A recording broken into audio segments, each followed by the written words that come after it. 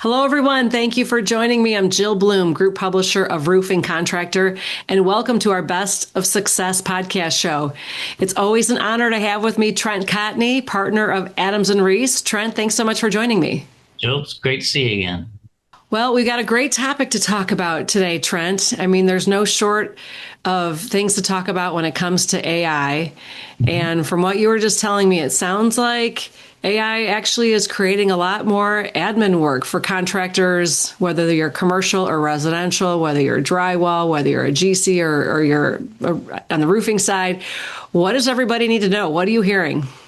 Yeah, and I've had, multiple complaints from contractors about this, both on the residential and the commercial side. And, what customers are doing, whether it's a commercial owner or developer or homeowner, is they're taking your proposal or bid, they're putting it into AI, and they're not only asking AI to identify potentially, questionable terms and conditions that you've got in there, but they're asking AI to look at scope. And what it does is it creates a series of questions that then you have to answer or you have to follow up on. It's creating a lot more admin time to close a deal.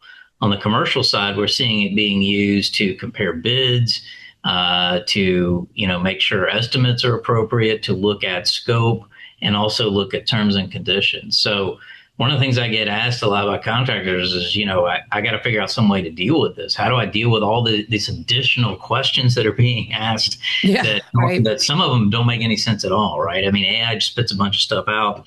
And my response to them is, well, you got to factor it in, and your bid and your proposal that you're probably going to spend a little bit more time, but you also need to be using AI to help cut down some of the time in responding to that. You've got to make sure that you trust but verify, that you're supervising the response back. But we live in a world now where communications, especially with customers in construction, you can anticipate that there's going to be some AI generated questions or comments that come back. So it's just part of the world that we live in now. It's so wild. So here we thought AI was going to take jobs away, but it's actually creating opportunity or creating things where it's going to take more time.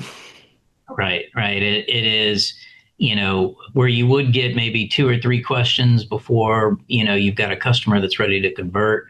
You're now getting triple that, right? And you're getting customers that don't know anything about roofing whatsoever, relying on AI and asking questions that may or may not make any sense. So you have to kind of deal with that. And we're in sort of this transition stage where AI is now being used and implemented by a large audience. And I think part of that is just understanding how can you in turn be efficient in responding to these additional questions. Yeah, it's so fascinating. So Trent, if you get a whole bunch of questions and it's really clear that they are AI generated, I mean, is part of the response like, listen, this does not apply and I'm only answering these 3 questions? I mean, I guess it's your customer, so you have to give good customer service. It gets tricky. Best thing to do, the absolute best thing to do, and I hope our listeners are paying attention to this, is say, happy to answer these questions. Let's schedule a time to talk, right? Rather than sitting there and responding piecemeal and then giving that customer one more opportunity to cut and paste everything that you just said. Schedule a time to talk, pick up the phone, answer the questions, give that customer the confidence to close the deal. That's the way to do it. Okay, I think that's the best news of the day. We are going back to old school. Let's set a phone call. Let's set a Zoom call so you can see face to face, because now you see their body language. You understand what they're saying. You can tell if they're irritated or upset or excited. Yeah, Maybe exactly. This is good, Trent. That's the most efficient thing. So look, I've always believed construction is a face-to-face kind of thing, and as much as we've changed and evolved over the last, few decades, it's still there. So I think that's the easiest way to deal with the evolution of technology right now. All right, Trent, you're totally making my day. Drop the mic moment. Go back to face, make a phone call, or just go over, speak over Zoom. Set the phone call. Set the meeting to make a phone call. I love it. Well, thanks so much always for your insight, Trent. If anybody has any questions, how do they find you? Sure, they can email me, trent.cotney@arlaw.com, or anywhere social @Trent Cotney. Sounds great. And if anybody has any questions for you, just call me. Right. Or, just check us out at roofingcontractor.com or wconline.com, and make sure you stay safe and healthy. We can't wait to talk to you soon, because we are going to talk. We're going back to talking. Oh, yes. Thanks again, Trent. Thank you.